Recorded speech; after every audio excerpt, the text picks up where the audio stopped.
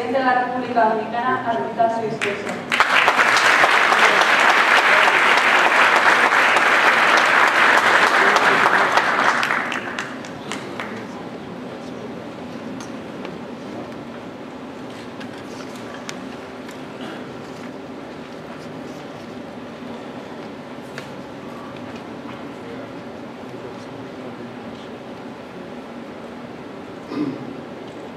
His Highness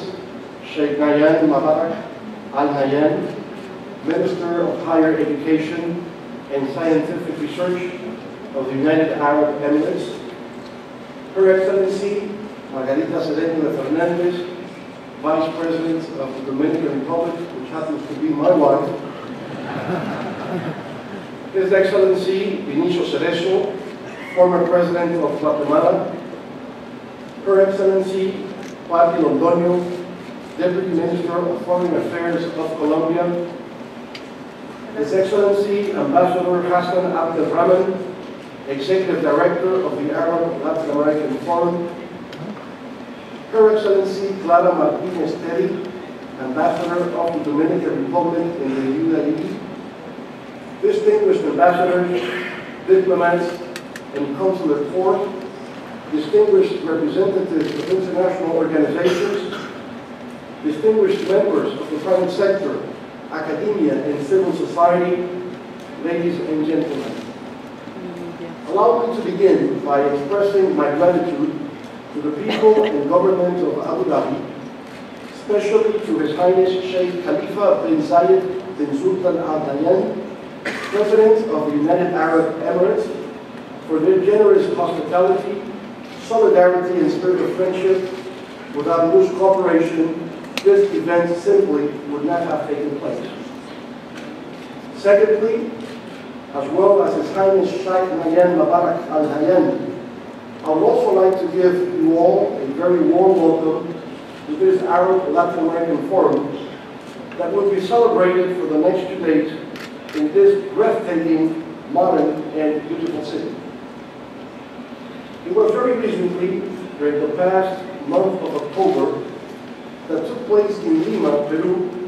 the third summit of heads of state of South American Arab countries, ASPA. That high-level meeting brought together 22 nations from the Arab world and 12 from South America, representing over 800 million people with a diverse economic, social, political, cultural, and linguistic background, but unified by a common goal for peace, development, and prosperity. After such a successful event,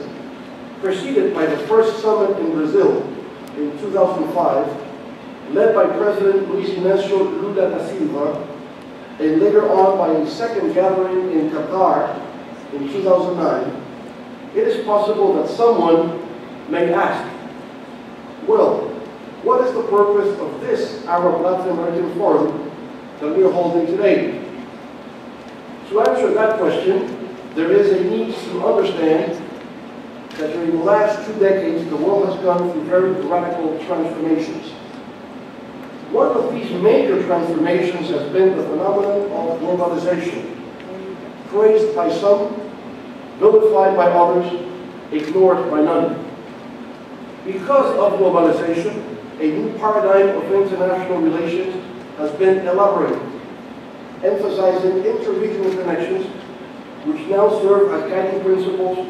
to many nations around the globe. In the current world in which we live, state actors interact with non-state actors to generate a global governance of multilateral, regional, sub-regional, bi-regional, and bilateral relations on a broad range of relevant issues. As a consequence, public-private partnerships are built to address, among others, economic, social, environmental, educational, cultural, and scientific problems. In that manner,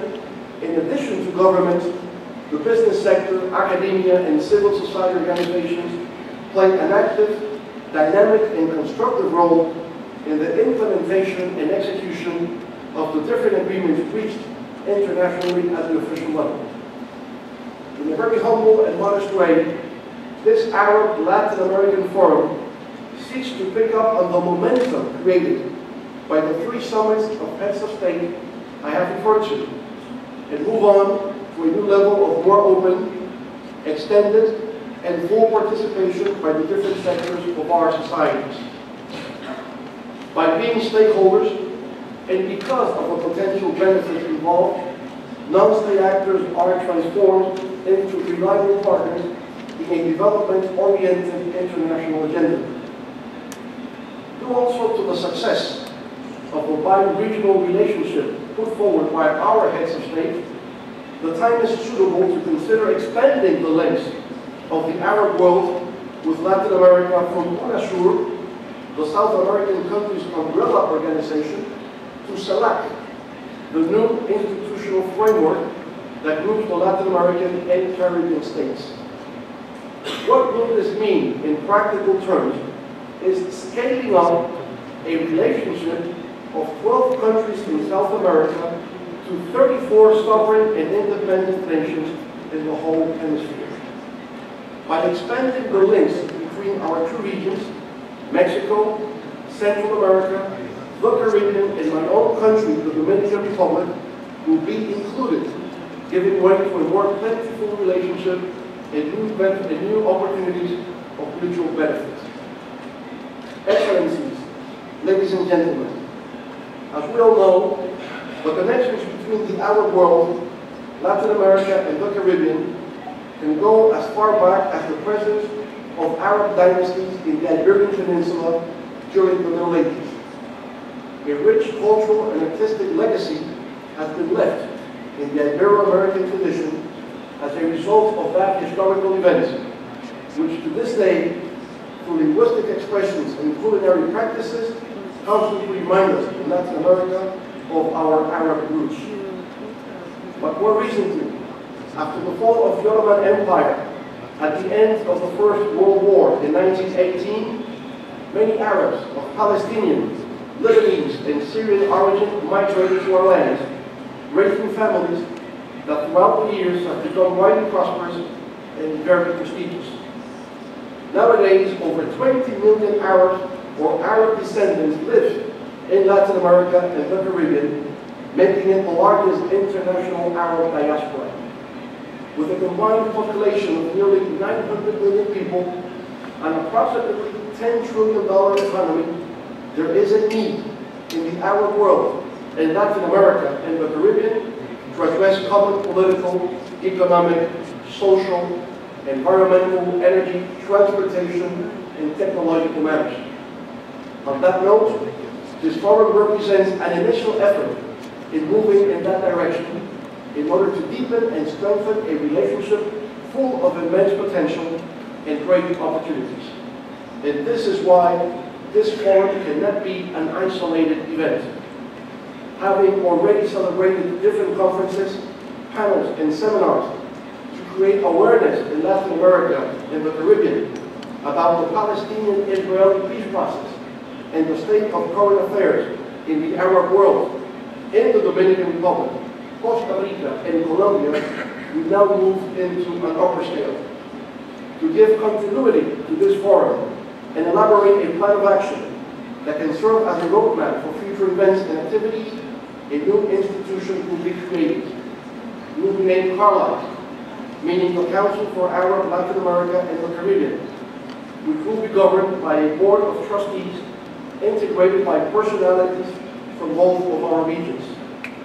ARLA will work closely with the newly created Center for Latin American Studies at the University of Jordan, the Global Foundation for Democracy and Development from Global, a network of Arab and Latin American think tanks, universities, business associations, chambers of commerce, and civil society organizations. It will also work with different United Nations agencies, especially the Economic Commission for Latin America and the Caribbean, ECLAC, or in Spanish, CEPAL, and the Economic and Social Commission for West Asia, ESCWA. Already, as a side effect of a conference on integrating Arab e-infrastructure in the global environment, skillfully and wisely led, by His Highness Sheikh Nayan Mubarak Al Nayan, we have planned to arrange a meeting between the Arab and Latin American Associations of Universities by next year. In that meeting, we intend to reflect and discuss about the quality of higher education, university rankings, curriculum content, international accreditation, and the best way to train our workforce according to the most rigorous international standards. In the future, other items related to trade, investment, tourism, air and maritime transportation, infrastructure development, conventional and renewable energy, science, technology, and innovation will be fully addressed and presented with policy options and recommendations. I would like to conclude by extending my heartfelt appreciation to His Highness Sheikh Nayan Mubarak Al Nayan for his warm and enthusiastic support to the celebration of this forum. To Ambassador Hassan Abdel Rahman for his many hours of hard work and enlightened leadership. To Mustafa Abu Naba and to our entire staff members for their tireless efforts and inspirational dedication in bringing this event to a joyful success. And to all of you for coming from far apart, traveling long distances for the sole purpose of building a bridge of hope, opportunities, peace and prosperity among the nations of our regions. Thank you very much.